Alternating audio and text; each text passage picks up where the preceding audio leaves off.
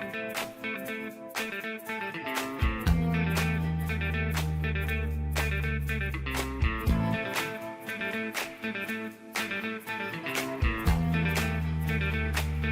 and welcome to, I've just realised my voice is sounding very dour, but hello and welcome to the latest Football Talk podcast. I'm sad because I'm no longer sitting next to my co-host, Dave Nichols. How are you, Dave? I'm alright. Back in Singapore, I think I started the Christmas special by saying I'm jet lagged, and once again, I'm jet lagged. So I'm nothing but consistent. You got to give me that. Yeah. Are you going to be alright for next week's, or is this? Are you good at managing jet lag? Are you going to be able to cope? I'll be back at work. So yeah, I'll be back into the rhythm of times and travels, and yeah, I'll be back. And you do sound a bit dour, Josh, when you do your little intro. I realise, yeah. Like I'm there, I'm like, hello, welcome to the Football Talk podcast, and you're like, hello, welcome to the podcast. I don't exactly have the most enthusiastic voice, but maybe I need to go on some media training. I think Gary Lineker had to do it when he first started hosting Match of the Day, and maybe I do need to get some voice. My wife often complains, often at checkouts. Apparently, when I'm at a checkout, in a shop, I'm often the saddest person in the room. And she says, "It's like, what? I don't really need to make small talk with this person. We're not going to see each other, and they're probably sad. I'm sad. Let's just go." Yeah, that's very true. Well, but just thinking about that though. So that Gary Lineker now obviously hosts a Match of the Day. I can't see any current footballer who I think, yeah, you can take that mantle. It's weird that a footballer's gone into a presenting job. I know, it's very strange. I don't see who is going to fill his role. I just don't know who would do it. Maybe they'll take one of the pundits. He's got a fair old while left, hasn't he? You'd think so. Yeah, you'd think so. But it's just, I suppose, the generation before us probably were like, oh, no one can replace Des Lynam. No one could replace Des. Yeah. And then Gary's come in and done a good job. So, well, I'm a fan of, and I'd give her a job. Alex Scott, but she's too much of a insightful. She's very good, but yeah. Yeah. Okay. That was an unnecessary tangent that we've just been on that came around from your voice, but it's good to be back to normal. So yes, but all right, so we'll carry on. And we'll start with the news of the week. It's not really a week because it's fast and furious, this football fixture list. But some little bits of news which aren't covered in our Premier League review. I noticed Gerrard's Rangers beat Celtic for the old firm Rangers for the first time since I felt like 13 attempts, which is quite impressive. They did, and I watched it on Sky because obviously I was back in the UK, so I watched as much football as humanly possible because it was on at like normal times. And all I could take away from that game is that Scott Brown is a terrible, terrible footballer. He was absolutely awful in that game. He was awful. His mentality's pretty amped up, isn't he? Yeah, but he was just. But that's what, like other games or highlights I've seen of him in a Celtic shirt. It's, flying into tackles and he picks up a lot of yellow cards and red cards, but his tackling was generally pretty good. Like in terms of a midfielder, and he wasn't Paul Scholes. Basically, he had a bit more about him than Paul Scholes. But like in this game, the amount of touches and passes he gave away at the ball, it was absolutely horrendous. He was at fault for Rangers' goal. He was at fault for giving loads of chances away, and his bite in the tackle wasn't there. He was just. It looked like he was about 40, and it was his testimonial, and he was just like awful. But yeah, rubbish. Oh really? He's 33 now, I think. So he's on the twilight years of his career. But yeah, never fancied coming down south of the border. And obviously, it's too late for now. He's struggling to cope. He will be his League One Championship standard. So yeah, he's not going to make it south of the border. But and he was a good player in his younger days, I think. But yeah, he had his moments. Yeah, but yeah. Anyway, so of that. My favourite element was go on. Yeah, go on. Well, so my favourite element of the game I have watched a number of times was the drop ball that they contested. That was majestic.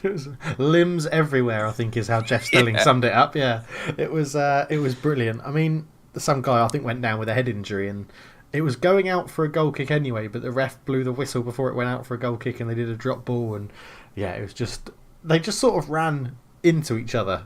and flailed their arms around, and the ball Yeah, they bounced basically out. protected the ball, and then Yeah, how it was just- all kickoffs should be contested. You reckon that's how the game should start? Yeah, the game should start. Like, kind of. Oh, well, do you remember, obviously we played hockey when we were younger, and there's the festival start. Maybe just the goalkeepers have to run from their opposite goal line, centre, to meet the ball first, and then whoever gets it wins. Oh, here's a question for you then, Josh, if we're talking about that. Who do you think is the quickest goalkeeper in the Premier League? I don't have the stats, but in your opinion, who do you think is the quickest goalkeeper in the Premier League? I would be backing... immediately, I'm also going for keepers who are the best. So I think Hugo Lloris has got a turn of pace on him, but he's also over 30. So maybe De Gea, I think, has probably got a good turn of pace. Yeah, I reckon Etheridge from Cardiff might be a little bit of a speed No. No? He's probably got a good top speed, but that man's not going to have much acceleration. He's got too much timber. Glad. Okay. Yeah, okay.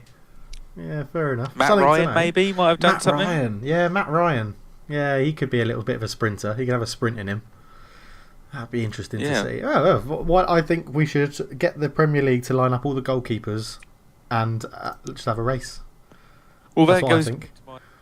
my thoughts for pre-season was that I like the way that in American football you have your stats kind of published. There should be the stats of every player in the Premier League. And then, FIFA would love it, as in the game, because they'd have all the stats for people's speed and stuff. Yep. Yeah. Then you could see who's your fastest Premier League player, who can, I don't know, jump the highest, most, best accelerations, best time, like have their 5k times. That should be available, because that'd be so interesting. You can go, look, I can run 5k. This player. And, I mean, I wouldn't be able to say that because I can run 5k in like 35 minutes, but yeah, someone would be able to. Interesting. Yeah, okay. Yeah, interesting. I like it. Anything else in the news? Messi's a good footballer. Lionel Messi, have you heard of him? He is quite good at football. Yeah, I think I've heard of him. Yeah. Is that one, the guy that's only done it in one league and one club though, right? So he can't be the best in the world. So he finished top scorer for 2018. 51 goals and 54 appearances for club and country. Ridiculous. But did he manage to score with his head in 2018? No. Amateur. No headed goals for him in 2018. Really? I mean, that is... Yeah. It's not really that bad, is it? To be honest. It's really not. No, I think I remember when Henry was in the Premier League, he barely... Same with Anelka. It's like, well, it's a nice to have. I mean, Ronaldo makes use of it, but I think Messi does all right. Yeah. I think you can sum Messi up by saying he's doing all right. I think that's a bit of an understatement, Josh, to be honest. But yeah. No, interesting. And just to compare him to his world best player, Ronaldo finished top for Real Madrid, even though he left the club. He finished second top scorer for Juventus. Wow. He has scored a lot of goals. Yeah. That is ridiculous. Okay. Did you see the bit of a feel-good factor? Gigi Buffon dressing up as Santa for the PSG I didn't fans? know. Oh, that's lovely. That is. The little video of it on BBC. If you haven't gone and go and check it out. If you go to the European football bit, it's in there. Go and check it out. He just seems like a really nice guy, doesn't he, Gigi Buffon? Seems like he's very friendly. Yeah, then there's some... Earlier life was a little bit political and a little bit kind of fascist, so swings and roundabouts. Oh, is he? Okay, I didn't know that. I cancel everything I said before. And then a last little bit of news that I had that I was reading on the plane on the way over. It's going to be a little quiz. I'll put this in, Josh, because you should know the answer. Oh, right. Do you know which former Man City teammate Robinho has just joined in the Turkish Super League? a Manchester City teammate. He's joined in the Super League. Who's he playing for? Robinho or they're both playing for the same team. Oh, are they? Okay. Yeah, they've just joined. So Robinho has just joined a former Man City teammate out in Turkey playing for Istanbul Başakşehir.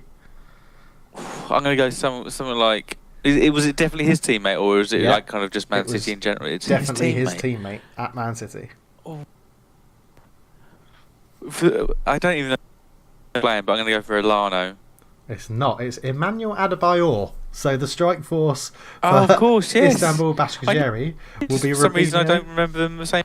Yeah, He's done all right out in Turkey as Adebayor. he has. He's done all right. Yeah, and they're also joined by Gael Clichy, who joined Man City after Robinho left. But there you go. Oh, did he? Oh. 3 ex-Man City players all playing for the same league leaders in Turkey. So, yeah. That's bound to go well because none of those are money-grabbing bastards, are they? Yeah. Anything else? It's the passion of football. Yeah. Yeah. No, I've got some other bits, but I'll them in our review of the match week games. But, Okay. Stats.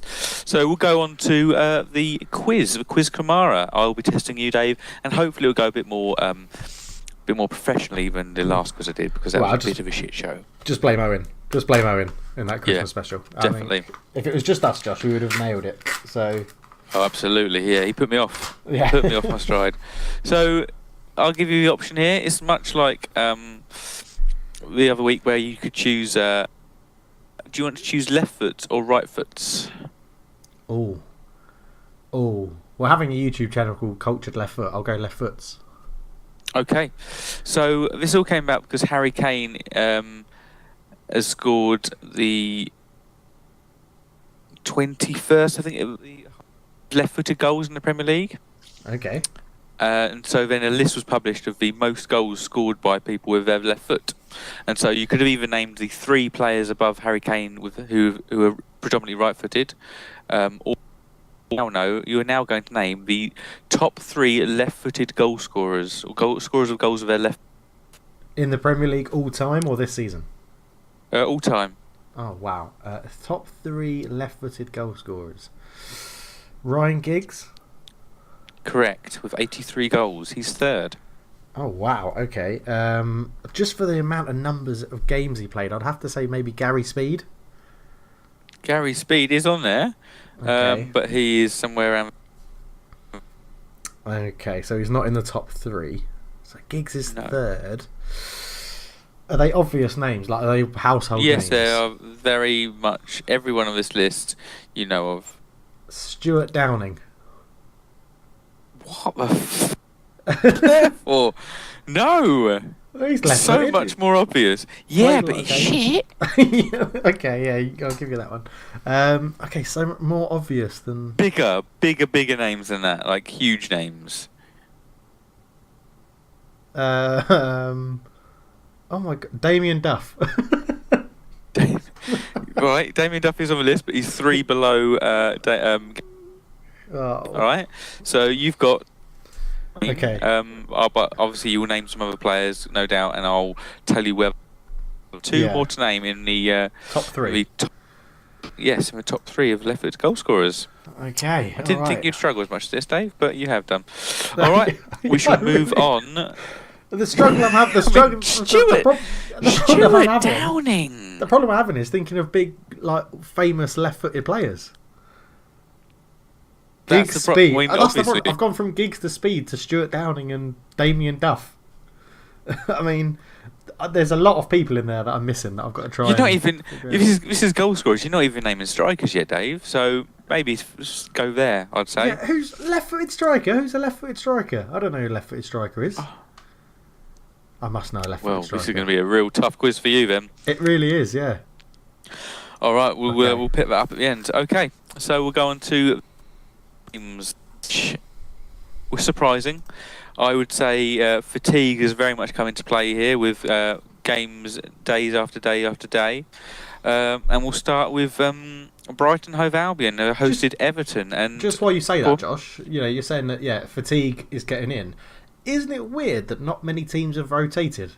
Normally, this is where you get quite a lot of rotation, and it doesn't appear like... Well, I know we'll go through the games game by game, but there doesn't appear to be managers rotating as much as they used to. In my opinion. Yeah, I think there is a bit of rotation, but it's not like wholesale changes. I think that's kind of saved for League Cups and early FA Cup. I mean, when we see the FA Cup is next weekend, I think, we'll see wholesale changes in there. Yeah, I think maybe they thought, because a few injuries, maybe they can't change them, like Spurs. Like for central midfield, for example, no other options.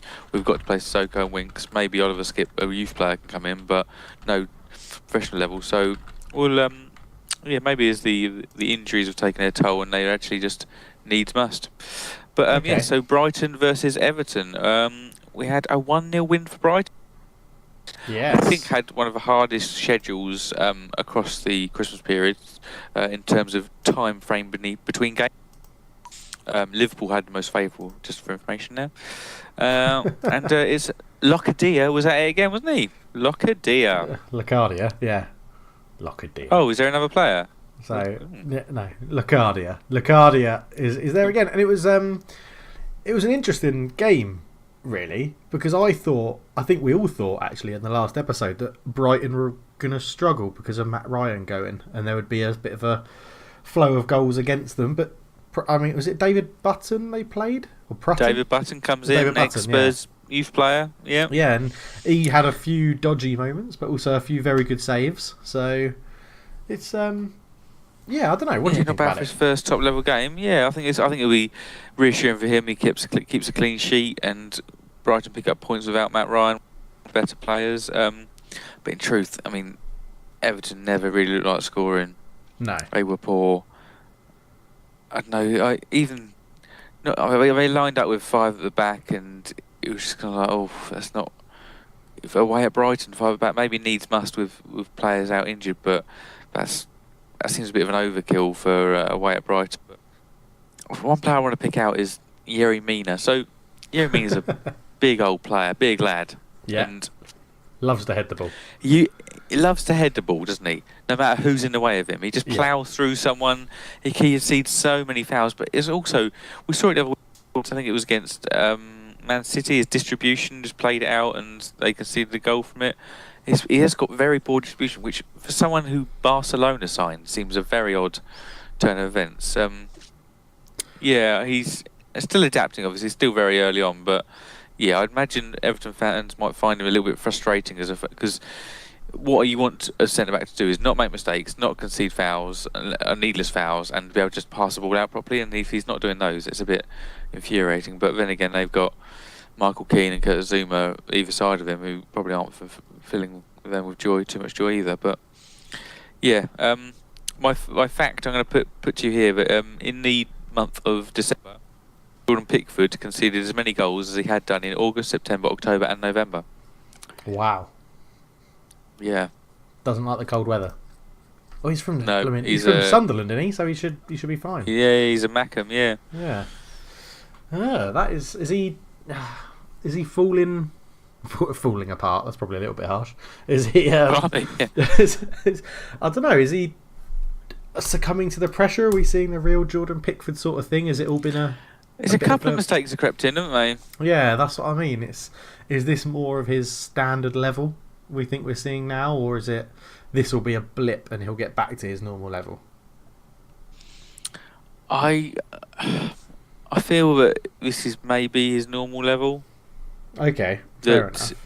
I think that he has got these mistakes in because a little bit error prone. Because I mean, all keepers are, but I don't think he is gonna. I don't think he's top 6 standard as a goalkeeper. I think he's just quite a good goalkeeper, and he'll have those mistakes in him. So he'll have good days and bad days. But yeah, I don't see him as being. I don't ever think one of the top 6 will be interested in him. No, yeah, fair enough. I could probably agree with that. I mean, I think something from this game I want to point out is just good officiating for the goal. Obviously, I think it was first disallowed, wasn't it, for offside, and then they had a little chat. Yeah. Came back off Andre Gomez, and it was rightly given because it quite clearly hit an Everton player rather than a Huddersfield player knocking it forward. So, well done, Mr. Referee and referee's assistant. Yes, and Everton find themselves now in no. So Everton find themselves in 10th position and Brighton in 13th. But Brighton will be very pleased. They've really pulled themselves well away from a drop zone now. They're 10 points clear of Burnley.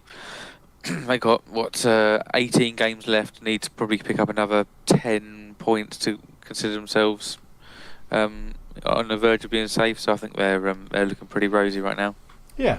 I mean, Chris Hughton's done a good job at Brighton, hasn't he? So he's kept them plodding along quite nicely. He's a solid manager, isn't he? Yeah. All right. We'll go on to another few more struggling sides. We have Fulham versus Huddersfield. Yes. Oh, what a day it could have been for Mr. Kamara. Oh dear. Yeah. I think he's going to be getting dropped for the next game. Yeah, I mean, can I just pick... Do you know his nickname? No. Yeah, it's AK-47, which are his initials and his shirt number.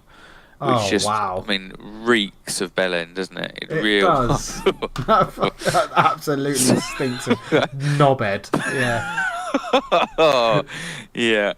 And CR7, and then AK-47. Yeah. It's become a fad now, isn't it? A lot of players put that on their social media posts, like CE. I can't remember what the number is, CE 8 or whatever it is, but it's a good one to pick, wasn't it? Yeah, great work, Josh. Great work. Well done. Yeah, listeners are really keen for that one. Yeah, all of them have got them. Really memorable. CE8, that'll do. Yeah. Bloody hell. But yeah, it seems to be the way, which is a little bit, but this is really poor from him. It's just, I mean, it doesn't often work out well. There's more times I suppose you will do.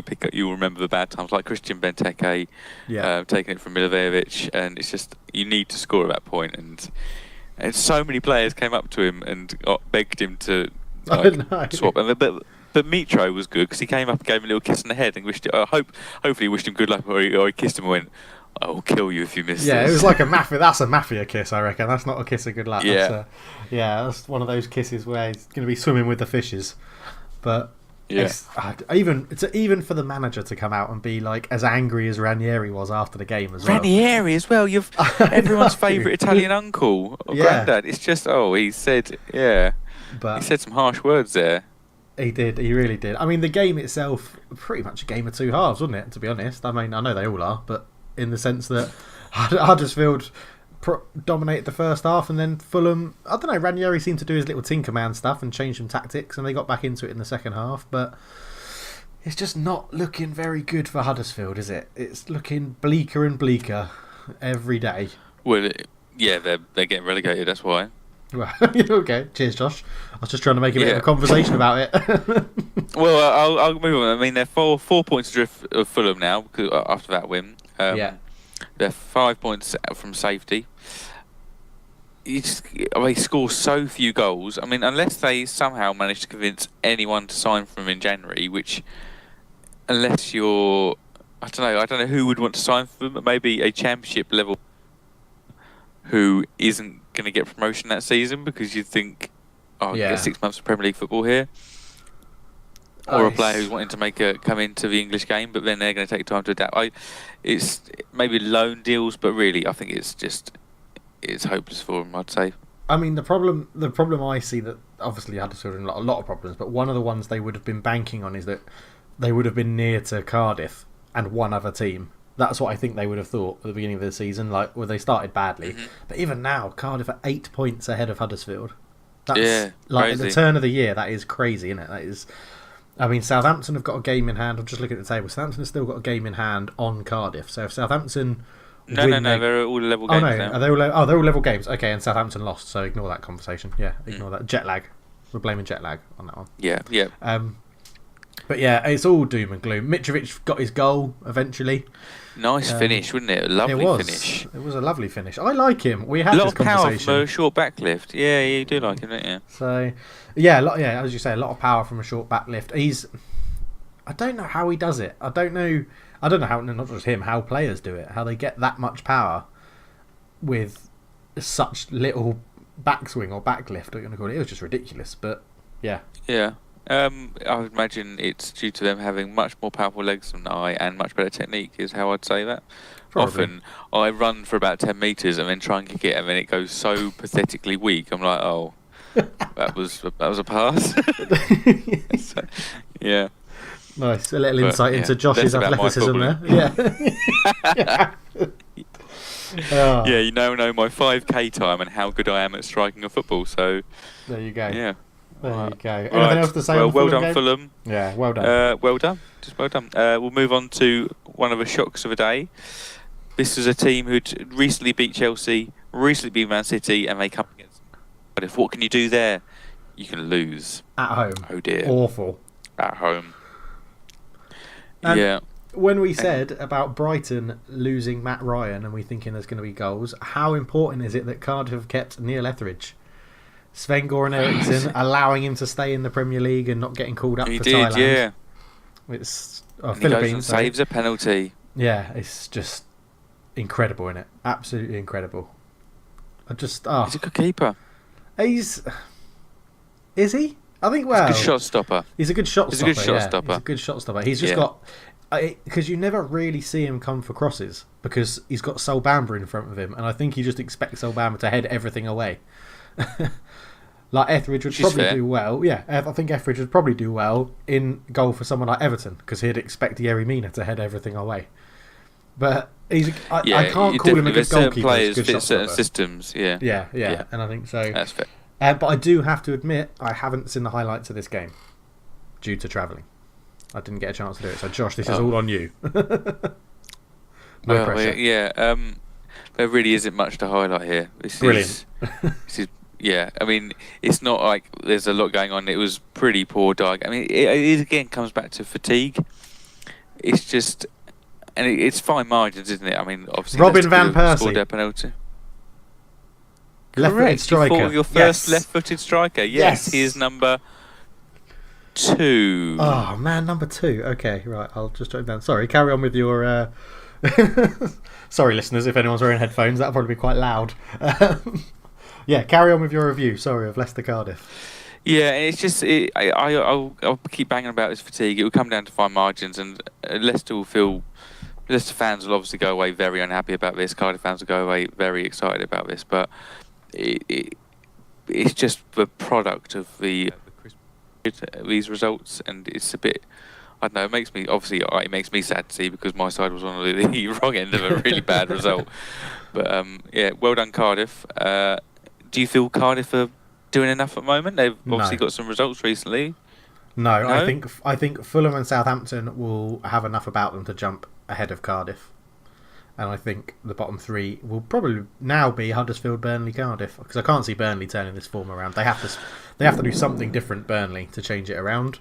And I think the likes of Brighton... They did do something different. We'll move on to it. Well, yeah, they did actually, yeah. But I don't think Cardiff have done just enough just yet. I'm still very sceptical about them staying up. It's just because I don't like Neil Warnock, really. No. But, yeah, do you think they've got enough about them to stay up now? Well, 18 I don't know. points I mean, they're playing... Yeah, they're playing Tottenham on New Year's Day, and they'll take a lot from the result they just got, and maybe Spurs will be aggrieved and make a big impression and absolutely go and trounce them. But it's not who I don't want to play Cardiff away on New Year's Day after lots of games. It's not who I'd be choosing. But yeah, who would you be choosing? Who would you be choosing? What's your fixture? Huddersfield. Huddersfield at Wembley. Home to Huddersfield. Yeah. Okay, fair enough. All right, we'll move on to a very brief review of Tottenham versus Wolves. I did see the highlights of this one, Josh, so I can interact in this one. No, you don't need to. I'll just the XG for Spurs in this match was 0.3. We got into the box once, I think, and had a shot. Kane never touched the ball in their box. I mean, great, he did score an absolute blooter with his left foot. Christ, we were absolutely on our knees for the second half. Yeah, something needed to change. Pochettino needed to bring on some midfield reinforcements. I think he made it worse. He brought on Lucas Moura, and it just kind of opened the game up a little bit more. And yeah, just goal after goal after goal from Wolves. It was just. The title challenge was nice. It lasted a good 3 days, so that was all nice. But you're looking at that. It's the hope that kills you. Who do you bring on to change the game other than Lucas Moura? You got Danny Rose, Kudu, Walker Peters, Foyth, Gazaniga, obviously goalkeeper, Lucas Moura, and Skip. You've got to bring Skip on. Skip is the type of player who would have helped to control that midfield. He's young, I know, but if he's on the bench, he's on the bench because he's good enough. You need to just consolidate and just get some midfield possession because it wasn't great. We just didn't offer anything in that second half. I think maybe got a little bit comfortable because we were in a goal up. Yeah, it was a strange one. Like Harry Kane's goal was brilliant, and then Christian Eriksen and Son had two very similar chances. I think Eriksen's one was saved quite well by Patricio, and Son's went just past the post. And if they go Whipped in, then past the post, yeah. The game's very different. But a credit to Wolves in the second half. I think they realised how flat you were. That's the word used to describe it. How flat you were and how fatigued Tottenham were, and the game has just opened up. And that's always going to suit Wolves. They've got quite a lot of pace up front. Quite a lot of good attacking outlets up front, and they showed they can be pretty clinical. A shout out to Raul Jimenez. Actually, I think he's almost got it all. Like he's very good at. He's good at a lot of things. There's nothing it seems outstanding about him. I think he's kind of like a complete striker, but it's kind of. I don't know, an almost complete striker, I say. He doesn't lack in any areas, but he's not outstanding in any. But he's a good player. I wouldn't be surprised if his goals give him confidence. He puts on a few more goals from him, because that's what they're really lacking. Wolves is that out and out goal scorer. If he can get into a run of form, the money and the network connection they've got, I'd be very surprised if Wolves don't just go and buy a new striker in January. To be honest, or at least competition for him. Maybe not a new starter, but competition for him. Yeah, maybe. But they're doing all right at the moment. Maybe they may not feel they need to twist yet.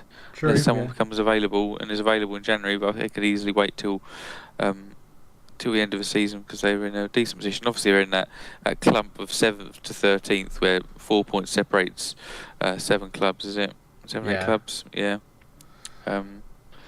Which they find themselves at the top of the pile, but that can easily change. If you had to pick a striker, Raul Jimenez or Alexandra Mitrovic, who'd you go for? Raul Jimenez. Oh, okay. All right. I'll go for Mitrovic. You obviously go for Mitrovic, yeah? Yeah. Yeah, listeners, let us know down below. Mitrovic's a bit more professional, I find. You have to play to his strengths, whereas I think Raul Jimenez offers more, and you can he can mould around whatever side you're playing, rather than Mitrovic. If you want to get anything out of him, you need to play to his strengths. Very true. Very, very true. I don't have too much to add, really. I think good header from Willy Bolly. Let's say nice finish from Jimenez, and then Helder Costa. I think, if I'm right, Lloris should have done a bit better for Jimenez's finish, where it was tucked in along the ground. It looked like Lloris was going to have plenty of time to get there, and it just went in. I agree. He should have done better. But yeah. It's, you can't win them all, Josh. Very frustrating. You can't win them all. Unless you're Liverpool. No. It was... Even then, you're not going to win them all. You'll draw a couple, but yeah. So yeah, we'll see about them. Yeah. All right, we'll move on to Watford Newcastle. A 1-1 draw here. Yeah. I think Newcastle fans will probably taken a match, but conceding later on is always a bit gutting, isn't it? You always kind of like, you're starting to think, oh,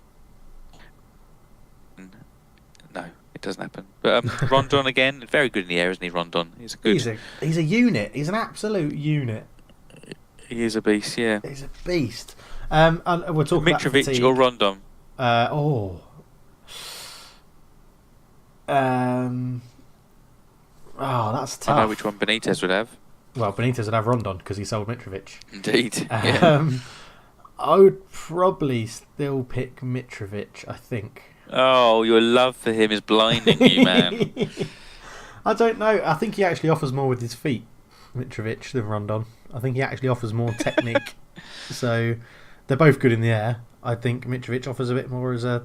Yeah, you can play it into his feet and he'll hold it up. I don't think I've ever really seen... I don't know, Rondon's got a bit of pace, though, for a chunky lad, for a well-built lad. He's not chunky, but... Chunky lad. he's got a lot... He's got a bit of pace. That's a very tough question.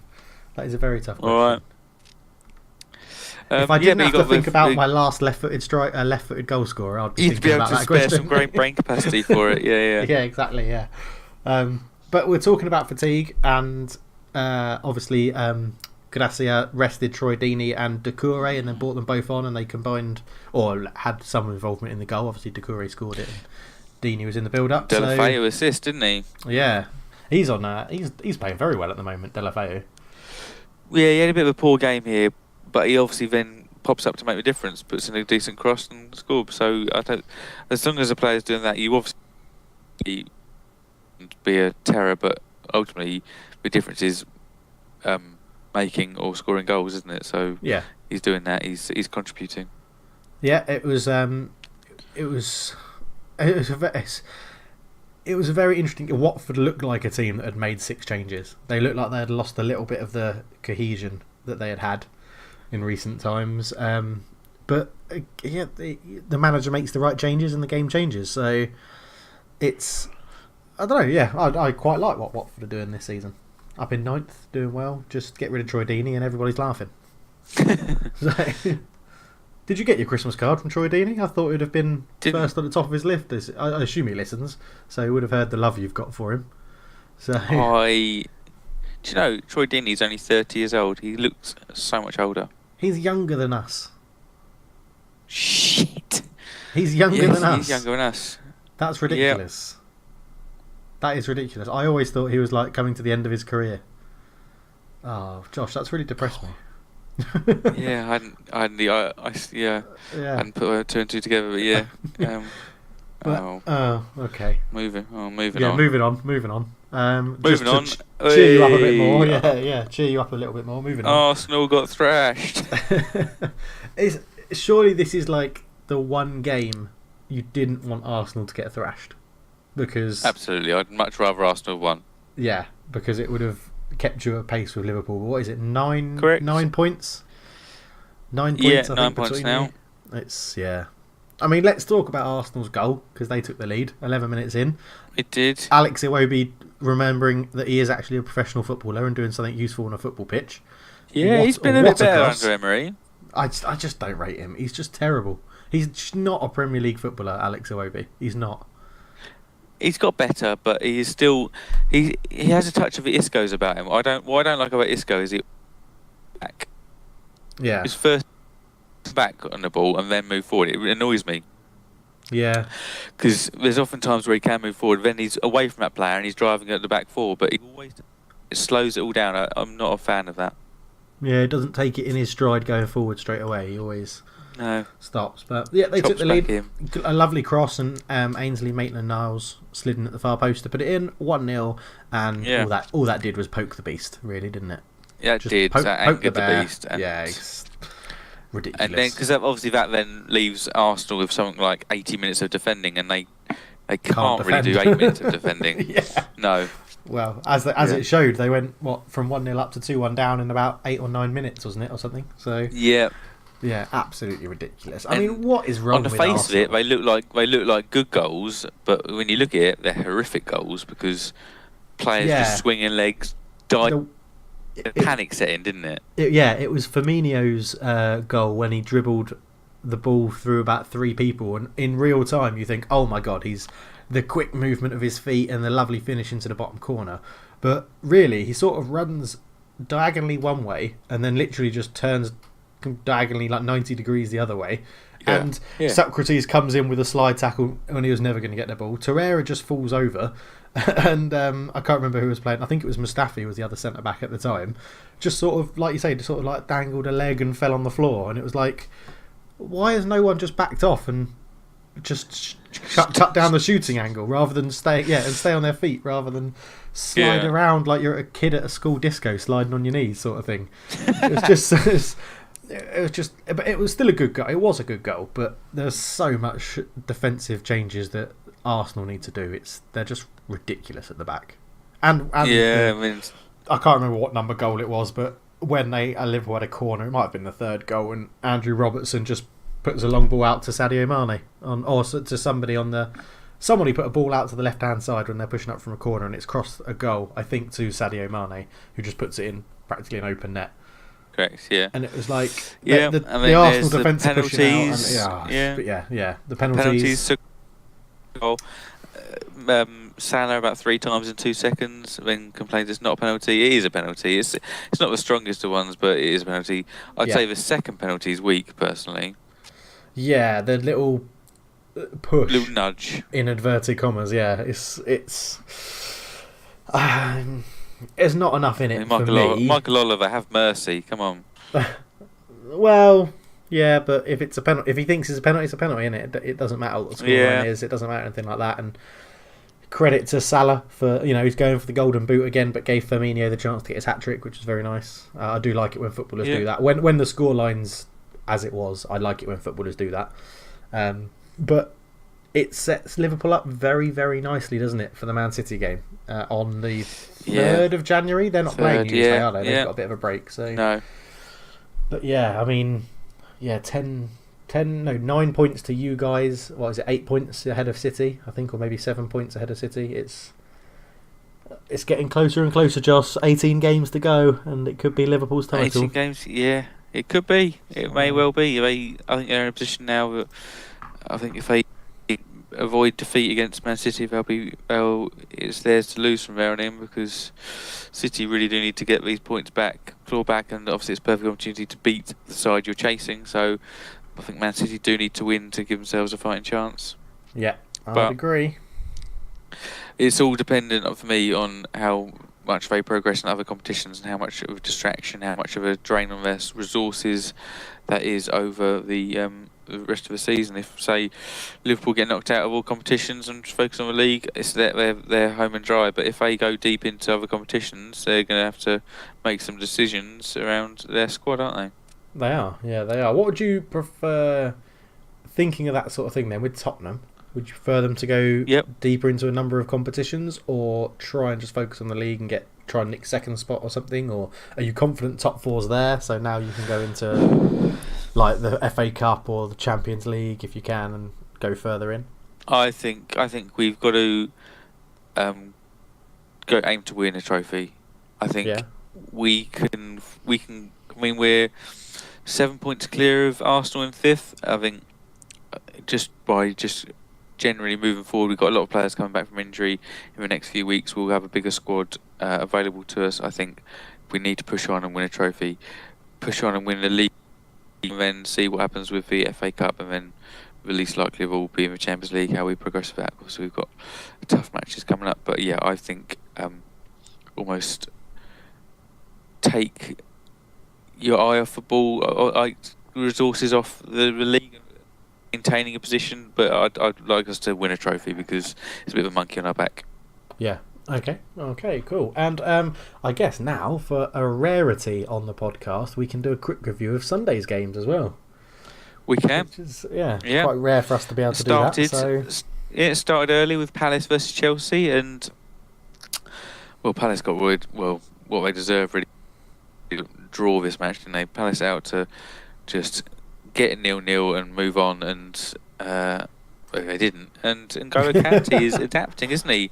N'Golo Kante is getting amongst the goals. I think he's scored more this season than his previous ones combined. I'm beginning to think that maybe Kante is just so adaptable that he could actually do a job up front for them. So maybe they don't need Higuain. They could just shove Kante up front and he'll... I still just think he's a waste not being played at holding midfield, and getting Jorginho to take his spot in front of the back four is just... It just doesn't sit right with me. I don't know why you would move Kante out of that spot. Yeah, he's scored more goals than he ever has before, but it still just doesn't sit right with me. He's so good in that role, and now he's... Yeah, I wouldn't teach him to do something new. That's what I'm trying to say. I would keep him doing what he's doing. No, he's so pretty good at his old thing. Yeah, I agree, but I think it shows the professionalism of the player, that he keeps going and he'll just do the job. Unlike his French midfield partner, who I'll speak about later on, who I think is a dickhead. Whoa, okay. I went there. He's really winding me up. It's Paul Pogba. Yeah. I'm loving it. So I'm interested. Yeah, he will be, but he needs to take a long hard look at himself and his professionalism. But we'll come back. We'll come to that. Okay, so 1-0 win for Chelsea with Kante getting the goal in the second half. Not much else to say really. Connor Wickham is slowly coming back for Palace. Out for Aaron Wan-Bissaka. I'd love a shout out for him. He's won 70 of his 76 tackles he's attempted in the Premier League this season. Wow. I'd like someone to create a little montage of the 6 tackles he's missed, please, so I can have a look at them. There you go, listeners. You've got Josh has given you a task to do. Go out there and find the 6 tackles that Wan-Bissaka's missed. It's just a bit. Palace thinking they're going to get Solanke. That's in the news now. Do you reckon that will help them? I haven't seen enough of him to know if it will or not, but I don't think so. But no. I can't see him. I mean, yes, it will help him because I think he's probably better than. I mean, definitely better than Jordan Ayew. You'd hope that he more confidence because remember Benteke at Aston Villa his first season. He was a beast. He's just completely devoid of all confidence after years of torment now. But yeah, it'll be an improvement, but not an improvement. Yeah. Okay. Fair enough. It's good for him if he gets some Premier League football under his belt. I think that's the main thing for me, yeah, is that it'll be good to see because he's had such promise for quite a few, like 2 or 3 seasons now, where you keep hearing about him, and then he got his move to Liverpool, and he doesn't play there, and it's sort of like, well, yeah, he needs something to show what he can do. But the problem he's got as being, if you were Solanke, if you go to Crystal Palace and you don't impress, say you go to Crystal Palace and you're no better than Benteke, and you get that confidence, then does that write you off as a Premier League striker for next season? Surely it's Championship loan. Like a bit like Tammy Abraham when he went to Swansea. Yeah. And everyone was like, he's going to be the next best thing. And Tammy Abraham did okay for Swansea, but didn't show enough. Yeah, and then ended up in the Championship. So, where he is banging in goals for Villa I really do like Tammy Abraham. I'd like Spurs to sign him as a backup striker to interesting. To Harry Kane. I'm really big fan. Yeah, I'm a big fan of him as well. So that would be interesting. Yeah. Okay. Yeah. All right, on to the battle of the Claret Derby. Yeah. Claret Derby. Yeah. Oh dear, West Ham. Yes. Odd. Very, very odd. This one. I mean, they got smashed really. The XG for this 2.6 for Burnley, 0.7 for West Ham. It is. Oh. They just again, I put it was down to fatigue. Maybe West Ham obviously played on the 27th and played a few days later. They obviously won away at Southampton, going away again to Burnley. They've obviously a few miles travelled, not much time for. Yeah. But yeah, it came as a bit of a shock really because Burnley have been doing absolutely nothing for a while now, haven't they? Yeah, they've been poor. Burnley have just been very poor, and I think it was. Owen in the Christmas podcast that said, when is it that Joe Hart starts taking some of the blame for all of this? He gets dropped and Burnley get a clean sheet. So it's Tom Heaton comes back in and Tom Heaton came back in with exactly the same back four that played in front of Joe Hart most of the season, and they kept a clean sheet. So I don't know. Is Joe Hart the problem? Owen might have been right all along. Who knew? Maybe. First time for everything, but absolutely. But it's nice to see Tom Heaton back. Obviously, he turned sour for him at the start of last season where he got injured. Nick Pope came in and did outstanding. Got into pretty much took his World Cup place on the back of it, and then Joe Hart comes in, and it's nice to see Tom Heaton get back. It is. Decent keeper. He's Tom Heaton's a good former goalkeeper. United, isn't he? Yeah. He is. Yeah, former United youth team player. Yeah, so it was a good win for Burnley. I just think that West Ham seem to be. It's sort of like they're overly reliant on Felipe Anderson. Like if he plays well, they play well. If he plays badly, they play badly. Like he was nowhere involved in this game at all. Really, it was a bit lackluster from him. Probably fatigue, like you said, but I don't like it when players or clubs are like that. Like Tottenham used to be with the Harry Kane, and then everybody sort of built round Harry Kane, and now everybody knows what the team's doing. Yeah, I just get that feeling with West Ham that if Felipe Anderson plays badly, then they play badly. I don't know what you think about that. Yeah. But... No, I think currently he's probably the most creative attacking outlet. Obviously got Yarmolenko injured, Lanzini injured, Arnautovic injured. So the pressure is on him, and he was only. Aside like West Ham, you got all those players out. Wilshire's out injured. Surprise. You lose all those players, you're gonna struggle, aren't you? And I think they'll be very happy if they got a result away at Southampton, and maybe over the course, maybe 2 draws away from home would have been all right. So they had 3 points out of those 2 games rather than 2. So I think it's just the fact that you've won one already. You've been going to Burnley, you'd hope to build on it. But no, do you know what? One of the most surprising things for me for Burnley was they had a youth player playing. So McNeil got the goal, second bite of the cherry. But it's very rare you see anyone of, well, Sean Dyche really offering any youth player any kind of any game time. He's been pretty poor for that. For his career. And they had another one on the bench as well in Koiki. Koiki, I think is how you pronounce it. But maybe it's a change of. Well, I don't know. Maybe he's just been told he's not going to get any money in January, so he's got to use the youth team. And I think it is the fact that you need to give players rest over this time. So it is that kind of a small element of rotation we're seeing coming in. Yeah.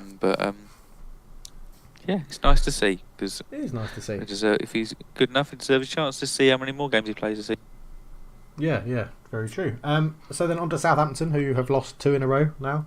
As we said, the aforementioned lost to West Ham, and then I think they're expecting to lose to Man City. But yeah, it was a bit of a meh, wasn't it, really, from Southampton? They didn't do too much. And so City again take an early lead. So the past 2 games they've taken early leads from a Silva, and I think there's actually Gundogan first match and Bernardo Silva. Now David Silva taking the early lead, and Bernardo Silva again did good work in the build-up. It's such an underrated player, I think. Bernardo Silva doesn't get any headlines. He's a very good player.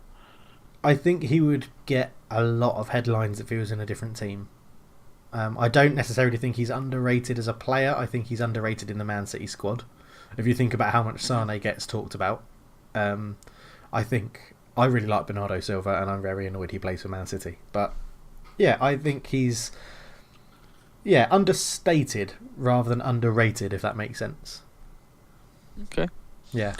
So yeah, he did well. But then it all got a bit deja vu, didn't it? So Højbjerg comes in, lovely stealing possession and lovely finish from I think it was Zinchenko, who it was, yeah.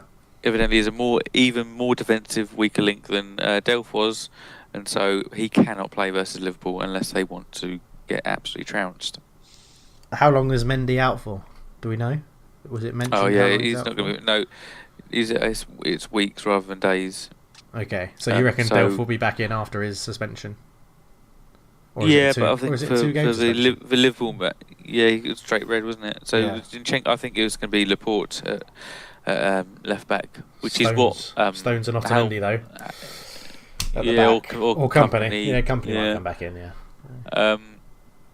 Or maybe Danilo, but Laporte lined up at left back when they played in the second leg of the tie, and he wasn't great then, but I think that was quite early on in his City career. I think Laporte is probably their best centre back, I'd say. So it'd be a shame to move him out, but you can't line up with Zinchenko at left back. Zinchenko against Salah would be pretty one-sided. Yeah, I'd venture. Yeah. So, but yeah, and then Højbjerg levelled it, and you think, now you just need to score a couple more in quick succession, and it'll be as was. But then Zinchenko offered what he does going forward, put in a nice ball for Aguero, and it was the own goal first, and then the ball from Aguero. Yeah, OG was a bit. Nice work from Sterling. Again, he's making differences in each game he plays. Doesn't get assists for that one, does he? He's quietened down a little bit now, hasn't he? He's not. I mean, the heights he was hitting was ridiculous, but yeah. It's the last few games for City's probably dampened that, isn't it? Yeah, very true. And then Aguero 45 plus 3. Yes, yeah. Gets it to 3-1. Very gutting end to that first half for City, isn't it?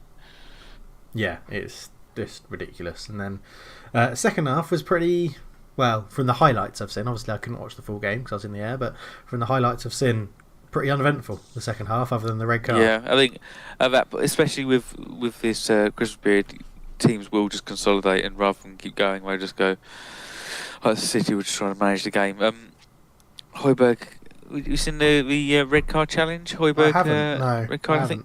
I think it goes in studs up on Fernandinho. Fernandinho reacts badly to it. For me, it's a bit of an orange card. It is a little bit dangerous. It's a little bit dangerous, a little bit reckless. It's not fully reckless, fully dangerous. It's not Eric Bailly, so yeah.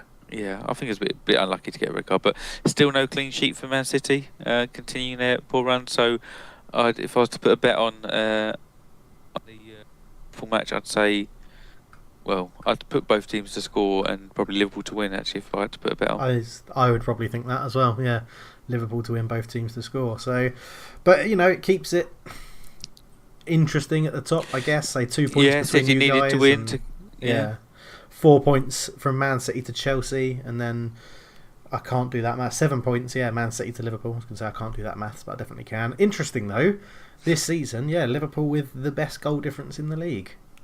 It's very rare that anyone's really, ahead of Man City. It's that defensive stability, isn't it? Yeah. Okay, so then on to the best game of the weekend, obviously. Go on then. 4-1 win, and it might only be Cardiff, and it might only be Bournemouth, and things like that, but it's great. It's not a 1-0 win, let's chuck on Fellaini to head some balls. It's good attacking football, and it's lovely to see. It really is. So before we go into the game then, what's up with Pogba? What's your beef? It's unprofessional from him. Very unprofessional. What, as in downing tools for the manager? Yeah, it's picking and choosing when he wants to perform as a player. Yeah, okay. So Eden Hazard, Mo Salah, Kevin De Bruyne, Sergio Ramos, Iker Casillas. Do you not think there's one very distinct common denominator in all of those names? It's Jose Absolutely. Mourinho. I'm not saying that he didn't have. He can't have grievances, but for me, to be able to pick and choose when you perform as a player and effectively lose someone else their job because you're just not performing, shows a complete lack of professionalism. I do understand where you're coming from. I do understand that. But if he was being told we don't know the tactics he was told, but if he was being told by Mourinho, you're not allowed to push forward, you're not. The first job is to keep the ball. The first job is to play defensive. The first job is to make sure you trap your man and not push forward. You can see under Solskjaer, he's been told, you've got that left side of the midfield three. Go and do what you want with it, and the players behind you will defend for you. And then the other bit of it is you can tell that the strikers have been told to move around and not be so rigid. So Pogba's actually got more people to pass to moving forwards, and I think I agree with you that footballers shouldn't pick and choose when they play, and they should be given 100% all the time, and you can't. No one but Paul Pogba knows if he gave 100%, really. And I think most people would say he didn't. But he's ultimately the only person that knows if he did. But I think whatever Mourinho was telling him and the team was quite clearly not what they wanted to do. Absolutely, yeah. And I don't deny that. And I think it looks like Pogba's playing better or playing harder or to more near 100%, or however you want to describe it, because he's actually playing in a team that allows him to play better, sort of thing. The tactics suit Paul Pogba. Definitely is that element to it, but as we've touched on, he definitely has upped his performances. He's definitely started to try a bit more. He's we've talked about that previously. If you've got a manager above you who's belittling you and destroying your confidence and is not giving you the best work environment, you're never going to work to your best. It's not just him, is it? You can blame Lukaku, Rashford, Sanchez, I don't know, Bailly, Lindelof, De Gea, anybody at that club. Man United were there as a team, and you could argue that not all of them were given 100%. I think Pogba gets blamed a lot because he's in a tactic that suits him now, and he's the one that's impressing most in this tactic because it's built around him, which is what all Man United fans pretty much wanted when we signed him, to have a tactic built around Paul Pogba. And it's hard because I agree with you, but I also very much disagree with you. We'll agree to disagree, but interesting one for the comments down below. That's a very interesting one because it is a case of quite clearly the tactics. Put it in percentage terms. The improvement in Pogba's performance, is it 10% due to change of manager, 90% due to change of attitude, 50-50? How much do you reckon he's allowing himself to do more, or how much do you reckon Ole is allowing him to be an improved player? I will say this, I reckon if Ole Gunnar Solskjaer gets the best out of Pogba, he'll get the job in the future as a permanent manager. I'd say, because that's what the board are interested in, isn't it? Getting the best out of Pogba. For the financial terms, the better he plays, the better advertisement and sponsorship and things like that can come into the club. So I think if he can obviously not keep this up, this is 5 goals in 3 games or something, or 6 goal contributions in 3 games, or whatever it is. But you can't Yeah, keep I think that December's up. 4 goals, 3 assists, or something like that. So it's pretty. I think it's his best ever month. So yeah, that's pretty impressive. Yeah. All in all, though, a very good, as we very good game. Yeah, and as we mentioned, I mentioned the other day that Bournemouth sure do know how to lose, don't they? They really do. They really do. Yeah, and I think Spurs had struggled from it a little bit before Pochettino. Maybe in Pochettino's first year, we were spoken about as this big club. I think at the time we were kind of lingering around the top 4, so a little bit more substance to us than Bournemouth, but we were getting thrashed by bigger sides, and Bournemouth are doing it now. They need to compete a lot more in these bigger matches for Eddie Howe for me to be spoken about. I mean, I don't think most people out there have probably seen the goals, so we'll just quickly go through them. Good bit of skill from Rashford for the first one on the right hand side. Lovely little flip flap. Yeah, lovely. Took the piss out of Ake to go round him, and then beat. I think it was Rico. I think came over to try and tackle him. Flip flap round Rico, cross in. Pogba with a good stretch finish. Second one, Pogba's header, a very good header. To be honest, I don't know where Begovic was going. You see the photo that's on that came out of the media outlets, and the height that Pogba's at, Begovic is nowhere near that, even if Pogba's not there. So I don't know really what Begovic was thinking about that one. And then Ake makes it a bit interesting. 45+2, deep into injury time in the first half, and gets a goal and showing that he was much better attacking wise than defending in this game. And then Lukaku makes it 4 with a right-footed finish, and then Bailly is just stupid, really, with that tackle. What are your thoughts on the tackle? It's poor. Bailly's mental. Right? I think he's just an absolute mentalist, and at the same time he's injured.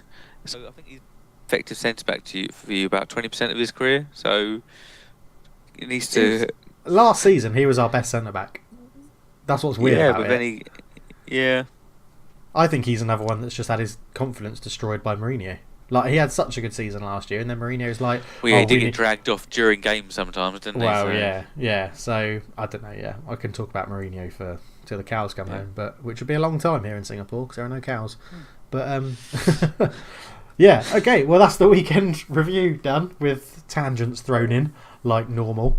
And, Josh, what do you want to do now? Is it that time? There is that time. It's been sent over to you, so sing the song while it downloads for you. I got a wiki file. You got a wiki file. Here comes a wiki file for you. Hey, and just while we're doing the tune there and I load this up, I do just want to point out, Josh, that there have been comments saying that people are now playing this game with their friends.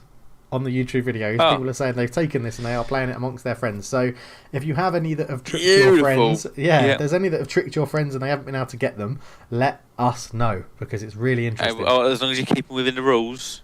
Yeah, as long as you keep within the rules. Right, I have a player that had a youth career at Viking and then Manchester United. He made 14 appearances at Viking, scoring 5 goals. I think I know who this is because of the Fulham thing later on, but I'll get there in a minute. Man United, 1 appearance, 0 goals. Went back to Viking, on loan, 3 goals in 8 appearances, and then played for IFK Gothenburg, 4 appearances, 0 goals. Viking, 113 appearances, 54 goals. FC Groningen in 2004, 43 goals in 95 appearances, which is pretty good. Actually, that's 2 good seasons there, or 2 good club goal scoring stats. And then Fulham, 9 goals in 52, where he couldn't cut it in the Premier League, and 16 goals in 54 appearances back at Viking, because he loves going to Norway. Is it Eric Nevland? It is Eric Nevland. Yes, get in there. Very happy with that. He came up on my radar on the Premier League years I was watching, and I was like, forgotten about you. And it was a Fulham goal, and it was clearly for me he had unfinished business in the Premier League, didn't he? He's like, oh yeah, I think I can make it. He was. And he can't. He was really highly rated in United, and I was quite surprised when we let him go. I don't know if he may have been homesick or something, because obviously if you look at everywhere he's gone, other than Fulham and Groningen, has been back to Scandinavia. So, and that's where, 54 goals and 113 for Viking is sort of above the level that he should be at. And then Championship striker is what that screams to me. I wish he'd had a go in the Championship, like a good go in the Championship, to see how he could have gone. Should have had a dabble, shouldn't he? Yeah. So, but yeah, Eric Nevland, done. Next. What was his international stats? He had 8 appearances for Norway and 0 goals. Oh, bless him. But and he had 22 appearances for Norway under 21s, 1 goal. So, yeah, maybe he wasn't an international striker either. No, that's true, yeah. I think he probably had quite a lot of pressure being from Norway. Everybody thinking, he's the next Solskjaer sort of thing. But yeah. Eric Nevland. Oh, no, I've got to try and find a photo of Eric Nevland for when I put this all together in the rendering on YouTube. I'll try and find an embarrassing one because he was rubbish. So, yeah. There we go. All right. So we bookend this with the quiz answers, Dave. So I asked you the top 3 left-footed left-foot goal scorers in the Premier League history. You initially got Ryan Giggs with 83 goals. You interjected at one point to name Robin van Persie, who's second with 94 goals. Van Persie. Yeah. And you are missing number 1. Who is number 1, Dave? I think I know who it is, but I've got 4. I've got 4 names written down here because I always have my pad on paper. I'm going to leave the one who I think it is to last. Oh, what a pro! So that you can tell me. So that you can, if you've got the stats to hand, you can tell me all the other ones and how they fared. So I've got Gareth Bale, but I don't think he scored enough. But I'd like to know if he's on the list and where he sits. He's on the list. Yes, he has scored 2 more left-foot goals than Harry Kane. Okay. Interesting. Harry Kewell is another one I had down there as a left-footed. Harry Kewell, yes, he's number 7 on the list. Okay, I've gone for people that have played. Gareth Bale is the only one on my list that hasn't played for 2 or more teams in the Premier League. Gareth Barry, because he's played so many games and he's left-footed and he's quite attacking. Barry is when he started at Villa. Is 1 goal and 2 positions, 2 goals and 2 positions beneath Gary Speed, but above Damien Duff. And then my final one, which I'm pretty sure should be number 1, is Robbie Fowler. Robbie Fowler, it is. 105 left-footed goals. Wow. I just mentioned Robbie Fowler is a weird one for me. Why is that? Because I started getting into football in earnest in kind of 96, 7, 8, and that's almost the end of when Robbie Fowler was good. Yeah. And so he's spoken about as this most natural finish of all time, but he did his knee before the France '98 World Cup and was never really the same. So I think I looked at his stats the other day, and he scored something like 170 Premier League goals, roughly, and over 100 of those were scored before I had kind of was watching football properly, and so he scored 70 in double the amount of games after that. So for me, he was a kind of 1 in 3, 1 in 4 striker, and I was like, what's all the fuss about? And I never saw the kind of this only in Premier League years and football highlights do I've ever seen the good Robbie Fowler. Because I was watching Premier League years not too long ago, actually, when I was back in the UK, obviously, and I was amazed. I had forgotten that he had signed for Man City. I just forgot that bit of his whole career when they re-signed him and he scored an overhead kick in front of the Kop and it was disallowed for offside. So, I don't remember that. Yeah, he scored his first goal back at Liverpool was an offside overhead kick. So it wasn't really a goal, but how good would that have been? So, but yeah, Liverpool, I'm not sure. Liverpool in the Prem, Leeds in the Prem, Manchester City in the Prem, Liverpool in the Prem. Then he played for Cardiff. I don't think they were in the Prem when he played for Cardiff, 2007, 2008. Then Blackburn, and then he went and had his little venture around Australasia and India after that. So, but yeah. Did you realise that Robbie Fowler and Steve McManaman were at Man City at the same time? Obviously, they've got one of the most prolific partnerships for assists. I think McManaman's assisted Robbie Fowler, one of the most in Premier League history. I think top 3. Yeah. Others are Ericsson and Kane, and someone else. Yeah, they were at Man City at the same time. I wonder if that was intrinsically linked. So I was like, well, we've got one, we might as well have the other. We need to get the best out of Fowler or McManaman. And they were both as shit as each other. yeah, exactly. So, I've got all the answers, Josh. I think that's the first quiz in a long time where I've actually got all the answers you need. Yeah, you can go away happy here, Dave. I am going to go away happy. What a way to end the year. What a way to have a good time, to quote Alan Partridge. But yeah, yeah, I'm happy with that. Last quiz of 2018, and I've got all the answers. So you can step up the challenge. Although tougher for you in 2019. is next week going to be right-footed, or are you going to cancel that now because you think I'm too good? No, I'll leave that one there. I'll find something different, but Okay, all right. much tougher. Yeah, I like it. Give me a tough one next time. 100% I'm on at the moment. So first one in 2019. Let's see how it goes. Yeah. Yeah. Cry. Oh God, don't make me cry. I'm an ugly crier, Josh. Don't make me cry. Right. I think that's us done, isn't it? I think so. Where can you find us, Dave? You can find us on Twitter at Football Talk, but there's no A in football. Right. You can find us on Twitter at Football Talk, but there's no A in football. I'll just do the whole sentence. That's fine. SoundCloud and YouTube, Josh, what have you got to search?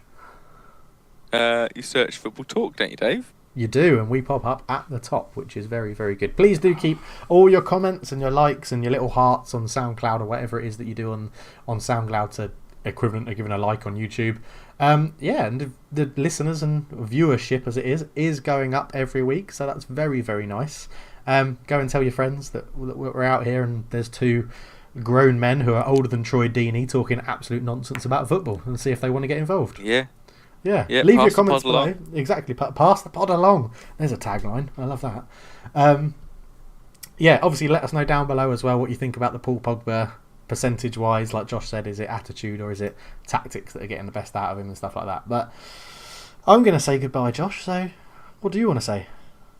I'll say goodbye. Thank you. It's been a lovely 2018. Obviously started earlier this year, and long may it continue. It's very much enjoyable. So it is, yeah. Here's to many more episodes. Exactly. This was episode 30 as well, I think, today. So we're getting there. We'll have to do something big for the 50, I think, Josh. That'll be the big one. We'll have to see if we can get a couple of guests on or something. Stuart Taylor might be around. We're still banging on about him. Maybe. Or Michael Ballsack. Yeah. I think it's a bit of a big name. A bit of a mouthful. Yeah. Right, we'll leave it there. Thank you very much for listening, but we're out. Cheers.